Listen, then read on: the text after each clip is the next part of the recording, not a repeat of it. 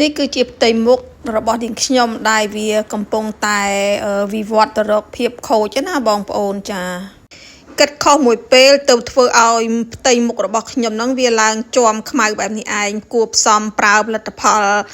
ដែលនៅស្រុកខ្មែរណាគ្រាន់តែត្រូវភ្លឺថ្ងៃគឺបែបនេះហើយឥឡូវនេះគឺថាអស់ជំរឿហើយមានតែជ្រើសរើសមកប្រើផលិតផលបែបធម្មជាតិវិញអីចឹងណាបងប្អូនព្យាយាមក្នុងមួយអាទិត្យឲ្យបាន3ទៅ4ដងអីចឹងទៅពីព្រោះមុខខ្ញុំនេះគឺវារៀងធ្ងន់ធ្ងរដែរគឺប្រើ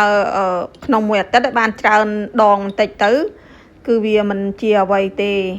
ចាគ្រឿងផ្សំរបស់ខ្ញុំហ្នឹងគឺចេះតែផ្សំទៅអ្វីដែលមាននៅក្នុងផ្ទះណាចាគួបផ្សំជាមួយនឹងខ្ញុំមើលបច្ចេកទេសដែលគេបានណែនាំក្នុងFacebook អីអញ្ចឹងទៅគឺយកមកច្នៃខ្លួនឯងខ្លះទៅគឺកាត់បន្ថយភាពជ្រាវជ្រួញនិងជាំអាចរុយអីអញ្ចឹងណាបងប្អូនមុខខ្ញុំវាមានសភាពស្ងួតអញ្ចឹងខ្ញុំនឹកឃើញថាប្រើវិធីងាយដែលមាននៅក្នុងផ្ទះស្រាប់ចាគឺគេហៅថាបែបធម្មជាតិចឹងណាបងប្អូនហើយចាំមើលលទ្ធផលលើកទី1របស់ខ្ញុំហ្នឹងតើវាមានផ្ទៃមុខប្រែប្រួលបែបណាជាមួយនឹងផ្ទៃមុខដែលខ្ញុំបានបង្ហាញពីដើមវីដេអូហ្នឹងណាបងប្អូនចាហើយមុននឹងចាប់ផ្ដើមម៉ាស្សាមុខជាមួយនឹងផលិតផលធម្មជាតិហ្នឹងគឺខ្ញុំបានលាងសម្អាតផ្ទៃមុខរបស់ខ្ញុំរួចរាល់ហើយមិនបងអង្គយូរខ្ញុំក៏យកម៉ាស់ហ្នឹងយកមកដាក់នៅកន្លែងដែលថាមានផ្ទៃមុខជាំខ្មៅជាងគេហ្នឹងណាចាឲ្យបានក្រាស់ជាងគេដើម្បីកាត់ជាតិខ្មៅកខ្វក់ចេញពីផ្ទៃមុខរបស់ខ្ញុំហើយខ្ញុំគិតថាមុខរបស់ខ្ញុំហ្នឹងវាមិនជាធ្ងន់ធ្ងរអីប៉ុន្មានទេពីព្រោះវាគ្រាន់តែជាជាំកម្ដៅថ្ងៃណាបងប្អូនគឺកម្រិតស្ដើងតិចតួចទេប៉ុន្តែខ្ញុំត្រូវតែលាបវាឲ្យបានក្រាស់ជាងគេហើយបងប្អូនចាំអ៊ុតមើលនៅពេលដែលខ្ញុំលាងផ្ទៃមុខរបស់ខ្ញុំចេញតើវាមានសភាពខុសគ្នាយ៉ាងណាចា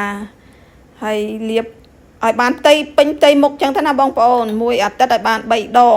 ហើយបន្ទាប់មកខ្ញុំក៏រក្សាទុកវាឲ្យបានស្ងួតពី15នាទីទៅ20នាទីឬក៏25នាទីអីចឹងទៅតាមដែលយើងអាចធ្វើទៅបានណាបងប្អូនចាហើយវាមានសភាពស្ងួតហើយចាខ្ញុំក៏មិនបងអង្គយូរក៏ចាប់ផ្ដើមមកលាងមុខចេញណាបងប្អូនតែមុននឹងលាងមុខចេញក៏មកបង្ហាញពីឥទ្ធិពលនៃម៉ាស់ធម្មជាតិឲ្យបងប្អូនមើលឃើញទេគឺរឹបតឹងស្បែកមុខតែម្ដងចាគឺខ្ញុំមានអារម្មណ៍ថាល្អណានៅពេលដែលខ្ញុំលាងសម្អាតផ្ទៃមុខហ្នឹងគឺខ្ញុំមិនចាំបាច់ប្រើហ្វូមអីបន្ថែមទៀតទេចាគឺខ្ញុំគ្រាន់តែប្រើទឹកស្អាតហ្នឹងទៅគឺអាចលាងជំរះហើយចាគឺមិនបាច់ប្រើអីទៀតទេតាមដែលខ្ញុំពិនិត្យមើលទៅគឺមានសភាពរាងសជាងមុនណាបងប្អូនចាមើលមានឃើញប្លែកដូចខ្ញុំឯងចាំមើលខ្ញុំផ្ទៀងផ្ទៃមុខជាមួយនឹងមុខដែលមិនតាន់ប្រើនិងមុខដែលប្រើហើយណាតើវាមានសភាពខុសគ្នាបានកម្រិតណាដែរចាបន្ទាប់មកខ្ញុំក៏ជូតសម្អាតផ្ទៃមុខរបស់ខ្ញុំឲ្យវាស្ងួតទឹកណាបងប្អូនប៉ុន្តែកុំធ្វើដូចខ្ញុំកុំយកកសែងរឹងយកមកជូតផ្ទៃមុខដោយសារតែខ្ញុំមកលឿនពេកបងប្អូនចាគឺនៅចិត្តដៃចាភ្លេចតិចក៏យកកសែងជូតខ្លួនមកជូតនេះជាផ្ទៃមុខដែលខ្ញុំម៉ាស្សារួចរាល់ជាមួយនឹងផលិតផលធម្មជាតិដែលខ្ញុំបានផ្សំឡើងណាបងប្អូនចាំមើលខ្ញុំដាក់វីដេអូមុនឲ្យបងប្អូនមើលនេះជាផ្ទៃមុខដែលមិនទាន់បានម៉ាស្សាចាសូមជួយដាក់បន្ទុកឲ្យផងតើវាខុសគ្នាបានប៉ុន្មានភាគរយដែរបន្ទាប់មកខ្ញុំក៏ចាប់ផ្ដើមប្រើសេរ៉ូមដែលខ្ញុំប្រើជាប្រចាំថ្ងៃណាបងប្អូនចាគឺបើគិតទៅផ្ទៃមុខថែរក្សាណាស់ដែរបងប្អូនចាប៉ុន្តែវាដូចថាអស់ជំរឿសណាបងប្អូនខ្ញុំក៏ចាប់ផ្ដើមបន្ថែមជាមួយនឹងផលិតផលធម្មជាតិម៉ាស់អបមុខណាយកមកបន្ថែមដើម្បីឲ្យវាមានសំណើមផលិតផលស្រុកគេគឺវាលទ្ធផលវាយូរបងប្អូនចាវាល្អប៉ុន្តែយូរណាបងប្អូនមិនរំតែបានផលអញ្ចឹងខ្ញុំក៏ចាប់ផ្ដើមប្រើម៉ាស់អបមុខធម្មជាតិចាគឺផលិតធ ធ្វើដោយខ្លួនឯងអញ្ចឹងណាបងប្អូនចាណាមួយវាមាននៅក្នុងផ្ទះស្រាប់ផងយើងមិនចាំបាច់ចំណាយលុយអីទៅទិញម៉ាស់អីផ្សេងទៀតទេពីព្រោះវាប្រើទៅវាដូចហ្នឹងបងប្អូនចាគឺមានតែវិធីប្រើម៉ាស់ធម្មជាតិអីនឹងឯងចាហើយបន្ទាប់មកហ្នឹងគឺនៅលាបក្រែមការពារកម្ដៅថ្ងៃអីអញ្ចឹងទៅចាគឺមានតែប៉ុណ្្នឹងឯងសម្រស់នារីហើយសុំផ្ដាំទៅបងប្អូនចាកុំថ្វីប្រហែសដូចជាខ្ញុំណាចាអាងទៅថាយកប្តីជនបរទេសគាត់មិនសូវចាប់អារម្មណ៍រឿងសម្រស់អីប៉ុន្មានទេសំខាន់ឲ្យតែយើងមានចិត្តស្មោះណាដែលដល់ពេលបដ ாய்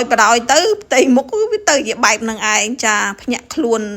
ព្រើតតែម្ដងហើយខ្ញុំនឹងមិនបណ្ដោយឲ្យផ្ទៃមុខរបស់ខ្ញុំនឹងធ្លាក់ក្នុងសភាពបែបនឹងទៀតទេចាគឺវាអាក្រក់មើលណាបងប្អូនចាពេលដែលទៅស្រុកខ្មែរម្ដងហ្នឹងក៏មានបងប្អូនខ្មែរមិត្តភ័ក្តិអីចឹងនៅគាត់តែងតែថាទៅរស់នៅស្រុកដល់ស្រុកគេហើយហ្នឹងនៅតែមានផ្ទៃមុខមិនស្អាតខ្មៅជាំអីចឹងទៅហើយខ្ញុំក៏ប្រាប់ពួកគេថាមុខខ្ញុំអាក្រក់បែបហ្នឹងគឺដោយសារតែខ្ញុំប្រើផលិតផលនៅស្រុកខ្មែរណាហើយខ្ញុំមិនបញ្ចេញទេចាគឺដោយសារតែខ្ញុំចង់ប្រើដោយខ្លួនឯងចាវីដេអូរបស់ខ្ញុំក៏មានតែប៉ុណ្្នឹងដែរសូមអរគុណនិងជម្រាបលា